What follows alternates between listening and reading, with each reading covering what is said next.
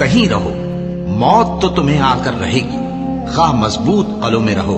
वो अल्लाह के पैगंबर की मर्जी के बरखिलाफ बैठ रहने से खुश हुए और इस बात को नापसंद किया कि अल्लाह की राह में अपने माल और जान से जिहाद करें, और दूसरों से भी कहने लगे कि गर्मी में मत निकलना।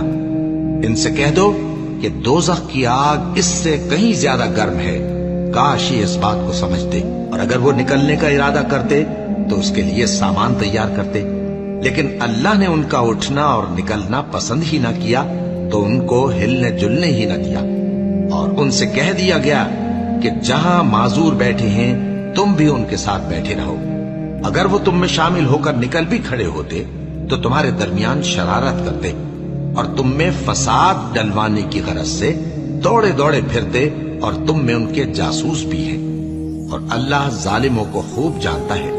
ये पहले भी तालिब फसाद रहे हैं और बहुत सी बातों में तुम्हारे लिए उलट फेर करते रहे हैं, यहां तक कि हक आ पहुंचा और अल्लाह का हुक्म गालिब हुआ और वो बुरा मानते ही रह गए। अल्लाह इस गुनाह को नहीं बख्शेगा कि किसी को उसका शरीक बनाया जाए, और इसके सिवा और गुनाह जिसको चाहेगा बख्श देगा।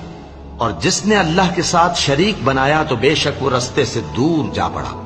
ये लोग अल्लाह के सिवा जो परस्तिश करते हैं तो कुछ देवियों की, और पुकारते भी हैं तो शैतान सरकश ही को, जिस पर अल्लाह ने लानत की है। और वो अल्लाह से कहने लगा, मैं तेरे बंदों से गैरुल्लाह की नियाज दिलवाकर माल का एक मुकर्रर हिस्सा ले लिया करूंगा, और उनको गुमराह करता और उन्हें उम्मीदें दिलाता रहूंगा, और ये सिखाता रहूंगा कि जानवरों के कान चीरते रहें, और उन्हें समझाता रहूंगा, तो वो अल्लाह की बनाई हुई सूरतों को बिगाड़ते रहेंगे। और जिस शख्स ने अल्लाह को छोड़कर शैतान को दोस्त बनाया वो साफ साफ घाटे में रहा।